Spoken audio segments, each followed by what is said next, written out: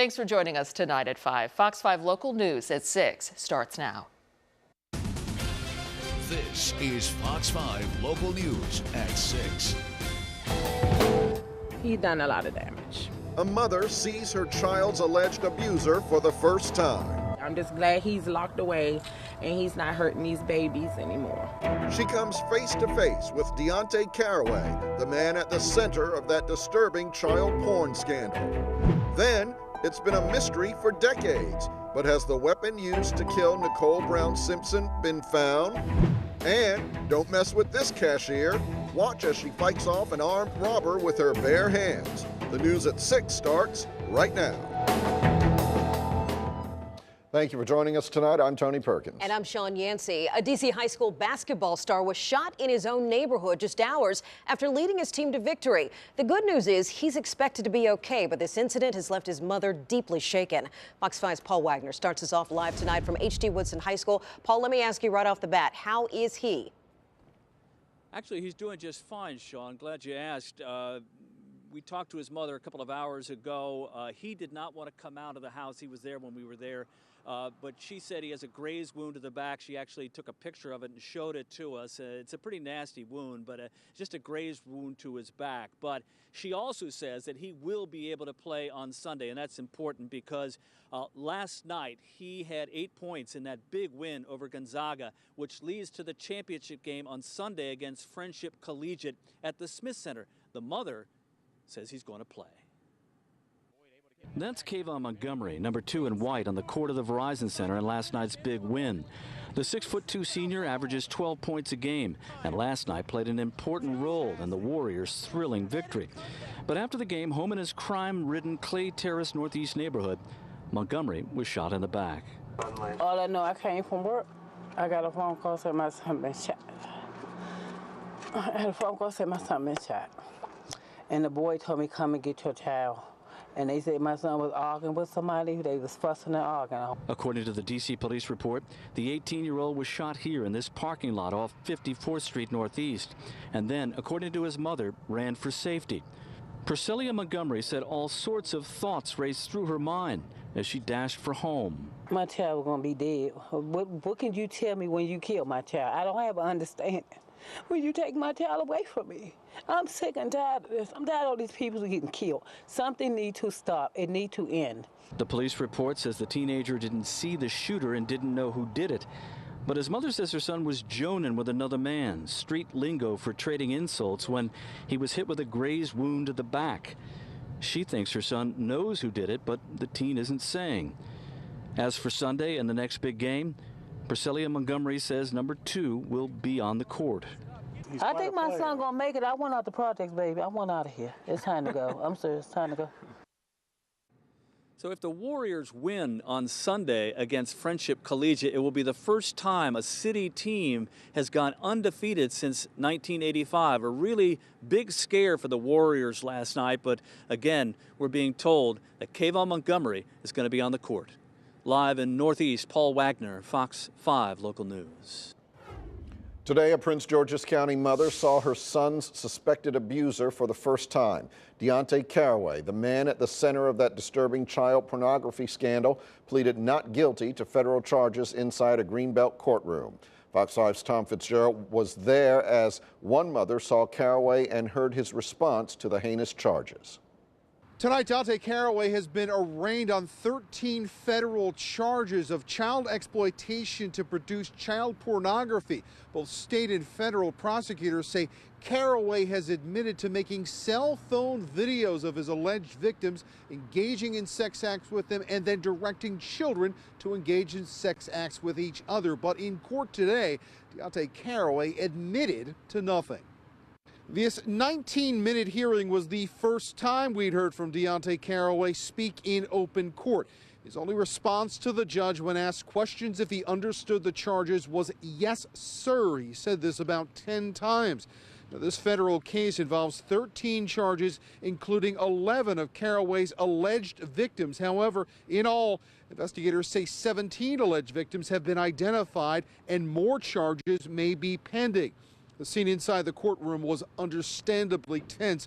The rows were filled with parents, many seeing Caraway for the first time since his arrest 1 month ago. The mother of one alleged victim, who asked us not to use her name, talked about her strong emotions before walking in that courtroom today. He done a lot of damage. Again, I don't even know what to say, but he done a lot of damage. This is my first time seeing him. I don't know how I'm going to react. I don't know what I want to see. I'm just glad he's locked away and he's not hurting these babies anymore. That mother said she spoke out because she thinks it's important that the victims are heard in this case as well. Deontay Caraway effectively faces a life sentence in prison if he is convicted of these charges. He is being held on $1 million bond. So far, no trial date has been set. In Greenbelt, Maryland, Tom Fitzgerald, Fox 5 Local News.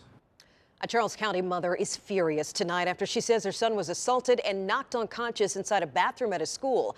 Letitia Wilson says her son, a student at Westlake High School in Waldorf, was badly beaten, had to be flown out of Prince George's, via a helicopter to Prince George's Trauma Center. Police say the 9th grader went to the bathroom with 3 other boys. There are rumors brass knuckles were used in the assault, though no weapon was found. Wilson says no one at the school at this point has been suspended nor expelled. The sheriff's office did tell us a suspect will soon be charged with second-degree assault. I do intend on making sure that justice is served for my son. This should not have happened. The victim is still suffering the effects of a severe concussion. He's now recovering at home and has chosen for now not to go back to school. One man has been arrested and another is on the run tonight after a shooting led to an hours-long standoff in Manassas City. Police say Manuel Gonzalez and another man shot at a passing vehicle yesterday afternoon, then ran into a townhouse on Aspen Place and refused to come out. This led to a standoff with police, and 3 schools went into lockdown as a precaution. Gonzalez was arrested last night and faces multiple charges. Police are still looking for his accomplice. Fox 5 is in Fairfax County, where there have been reports of several animal attacks. Now police confirm one of the animals tested positive for rabies. Officials say a raccoon got into a home in Clifton yesterday and bit a man. The health department confirmed the raccoon had rabies. The victim was notified and is receiving medical treatment. All right, well, don't mess with this cashier. She surprised the armed robber who tried to hold up her convenience store. Take a look. This happened in Keysville, Georgia. This is surveillance video. You can see the man there in the hood. He pulled a gun as he walked to the counter with a can of soda. The cashier slaps the gun twice before grabbing the man and then hitting him over the head with the cash drawer. Watch her there. Boom, there she goes. Then she grabbed a hammer out, chased him out of the store. Incredibly, she wasn't hurt. Police caught the 17-year-old suspect just a few blocks away. My goodness. She's lucky. Yeah, because it's not a good thing to do. Yeah. No. All right.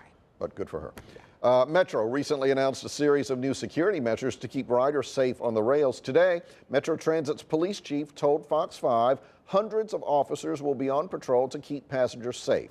The response comes after a string of violent crimes on Metro trains, platforms, parking lots, and buses. Metro plans to beef up the patrols by reassigning about 24 officers who had other duties in the department. Well, many of the GOP presidential hopefuls are in town for the annual Conservative Political Action Conference. And just a short time ago, Ben Carson announced he is officially suspending his presidential campaign.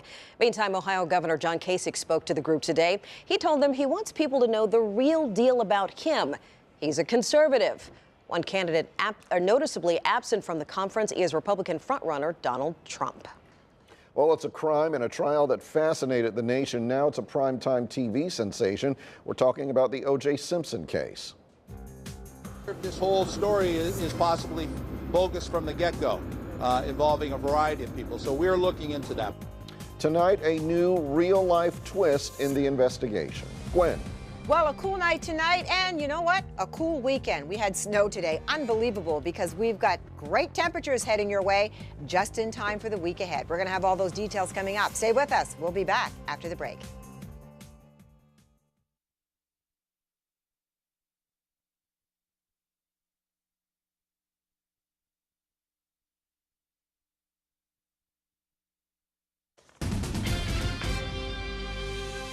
Well, today, a stunning turn of developments today surrounding, yes, of all things, O.J. Simpson's murder trial. According to TMZ, a construction worker allegedly found a knife buried on Simpson's estate years ago, and we're just learning about it today. The construction worker allegedly found this knife while the estate was being demolished back in July of 1998. He claims he gave it to a police officer who was nearby. A TMZ source says that officer took the knife home, kept it for years in a toolbox. In January, a friend of the officers told their superiors about the knife, and they demanded he turn the knife over. I was really surprised. I would think that an LAPD officer, if this story is accurate as we're being told, would know that anytime you come into contact with evidence, that you should and shall submit that to investigators. Well, the LAPD now confirms the knife is currently undergoing evidence testing. They are looking for fingerprints. They are looking for hair, and then they will start looking for DNA evidence. All right, so the new developments have sparked all sort of conversations and questions about this case. Criminal defense attorney A. Scott Bolden is here to help us break it all down. Thanks for joining us. Thank you for having me, I just have to say this right off the bat. You said after all these years, we are still talking about O.J. Are you surprised that this popped back up in the news again? Pop is the operative word. Pop culture, pop icon. The public can't seem to get enough of it. And then there's a series as well as a book out. And so I've read that the internet hits have just skyrocketed. Seems a little questionable on the timing there. Can't get enough of it. Let me ask you about the evidence. Right now they're testing for looking for fingerprints or looking for hair, and then eventually they will look for DNA. There are reports that there looks like there may be blood stains on it. If there is evidence found on this knife that points to O.J. Simpson, all these years later, can he be prosecuted again? Well, double jeopardy. He certainly can't be prosecuted for the murder. Secondly, even if there's evidence of DNA or blood samples on the knife after 10 or 15 years, that just tells you that who came in contact with that knife. Doesn't tell you who necessarily the killer was per se. Remember, this is an open case. And so that's why the police is so concerned about it, because O.J. was acquitted. And so it's the beginning, not the end, depending on what the forensic are. Now, I know we have a lot of TV shows out here, and they do incredible things on TV. Well, they're going to do the same thing with this knife. After 10 or 15 years, where it was located, was it buried, and quite frankly, who, the police officer and the construction person, what did they do with the knife? Yeah. Who came in contact with it? Was it submerged in water? I mean, did they use it at their home? I don't know. And why did the police officer hold on to it for so long? Lots of questions. As a defense attorney, let me ask you that. I mean, say it came back and your client was O.J. and his DNA or whoever's DNA is on it. I mean, do you think this would even be admissible when you consider the chain of command? And like you just said, we don't know where it's been or who touched it. Well, chain of control is super important. Okay. And we're about 10 or 15 years past that. There are 50,000 arguments that can be made as to why that knife is not reliable. The DNA test, if it does come back that shows O.J. had some contact with it, well, it was found at his house also. So again, it doesn't, it's not dispositive of whether he killed these two individuals or not. The key is, though, whether the DNA or the blood samples will show someone else's contact, and perhaps they have a background, a criminal background, and then the police can investigate that. That person or individuals may be dead, they may be in jail, or they may be walking the street, and so that part is very interesting, and that's why the police are looking at it. All right, so many questions. The public and the media still can't seem to get enough Have of me this on the case. show 5 years from now, they'll find something else, and we can talk about O.J. That's a guarantee. That's a promise. We will have you back. All right, thanks so much for coming in. Thank We you. certainly appreciate it. Guys, we'll be right back right after this.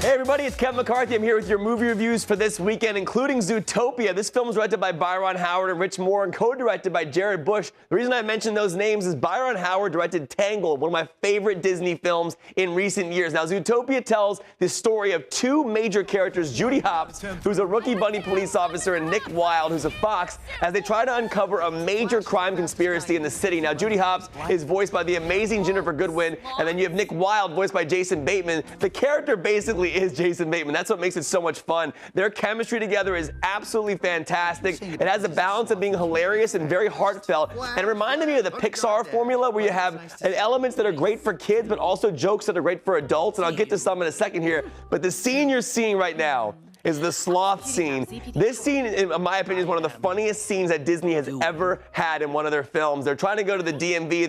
They're really trying in a big rush, and there's sloths running the DMV. And it's a very funny sequence. Kristen Wiig also has a little cameo in that sequence as well as her voice acting. Now, getting back to the balance of being for kids and adults, one of the beauties of this movie is that there's so many references for the adult audience. There's a Breaking Bad sequence in the film, and Breaking Bad's my favorite TV show of all time. So seeing that placed in a Disney movie was very cool. Lots of pop culture references, and I feel like the 3D really didn't do much for me. If you're going with your whole family, do not waste the extra money on the 3D ticket. I gave it a 4.5 out of 5. It's very funny and very well done. I love Jennifer Goodwin and Jason Bateman's chemistry in the movie. All right, moving on now to the new movie Whiskey Tango Foxtrot. This is from the directors of Crazy Stupid Love, one of my favorite comedies in recent years. This movie stars Tina Fey and Margot Robbie, and is based on a true story, loosely, about Kim Barker. Now, in the film, they changed her name to Kim Baker because they did fictionalize a lot of the elements, and Tina Fey plays this character who's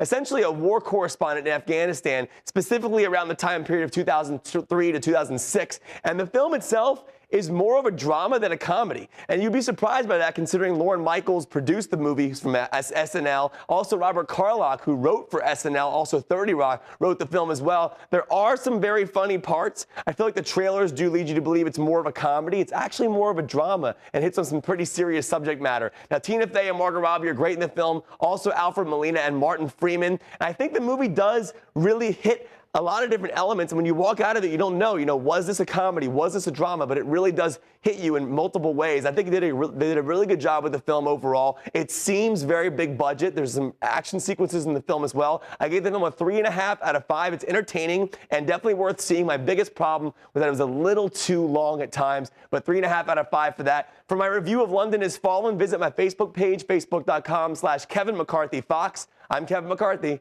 Fox News.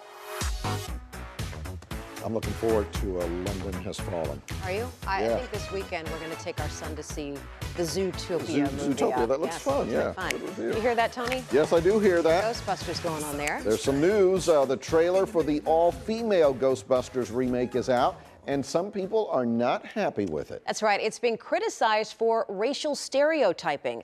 The movie's white leads play brilliant scientists, but its black character, played by Leslie Jones, is a streetwise New York City subway worker. People took to Twitter to voice their concerns about this. One person tweeted, "Why can't Leslie Jones be a scientist?" Another one posted, "I feel some kind of way. Everyone's a brilliant scientist except for Leslie Jones, who works the train station and got the Hearst hookup."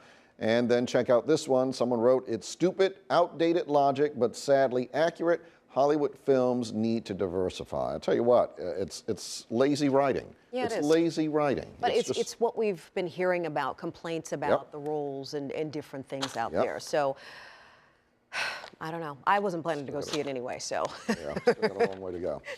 All right, let's find out what's happening with weather. We've got Gwen Talbot standing by for that. Hey, Gwen, what's happening? The snow is you gone. You got the Fox beat, Gwen. Because I'm foxified. There you go. Remember that, Tony. Well, you know what? We've got some scattered clouds to talk about tonight. And it's going to be on the chilly side, so be prepared. A cold night ahead with temperatures dipping into the 30s.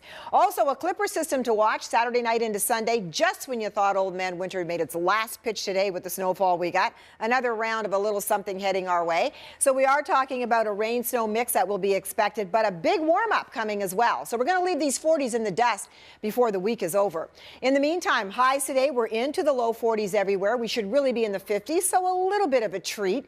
And right now, it's still pretty cool outside. Current temperatures, 39 in Manassas, 38 degrees at Annapolis this hour. We've got 38 at Baltimore, 41 degrees at D.C., 37 at Martinsburg, and the same at Hagerstown, and 37 degrees at Frederick.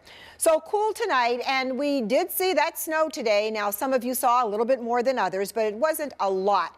I found it extremely pretty, though, on the trees, I have to say. I got out there and took a few photographs. But take a look at at some of the numbers at our airports and in some of our communities, here from anywhere from less than half an inch to just over 2 inches, but there were some neighborhoods that saw a little bit more than that. But the good news is it's out of the way now, and we are left behind this weekend as we get into some drier weather, at least for the start of the weekend. This is the next system we're watching. It's a Clipper system. This is going to move through Saturday night into Sunday, and the ground temperatures are going to be fairly warm, so nothing that's going to stick around at all. But we are looking at seeing primarily a little bit of a wintry mix with just a little bit of inconvenience for you. It will be out of the way by the time we move into the first part of Sunday, so the early part of the mornings we'll see a little bit of it. Behind it, ridge of high pressure builds in, and we're going to be back to some sunshine, but some cooler air. That cooler air will be out of the way before too long because we're going to see a warm-up heading our way. And with that snowfall, that Clipper I'm talking about, we're going to see a scattered bit of a dusting here, a little bit more to the north-northwest, but as I said, nothing to be too concerned about. Let's talk about the warm air because we're looking forward to it. Cold air in place because of the jet stream moves to the north by Wednesday. We're going to see those temperatures rise, yes, the 70s. Unbelievable. I know. What season is it really? 31 degrees for tonight then, though. Scattered clouds. It'll be cold and chilly. And tomorrow's high, 46 degrees. Here's a look at your Fox 5 AccuWeather 7-day forecast. And I think nobody is going to complain about those 70-degree days. They're going to be sticking around for about 3 days in a row. But we end the week with some 60s and a little bit of rainfall. All right. A lot of people going to have Wednesday. That's all I. That's going to be nice, yeah. 76, baby. I know. outside. Bring it There you on. go. All right. Thank you, Gwen. All right. We'll be right back.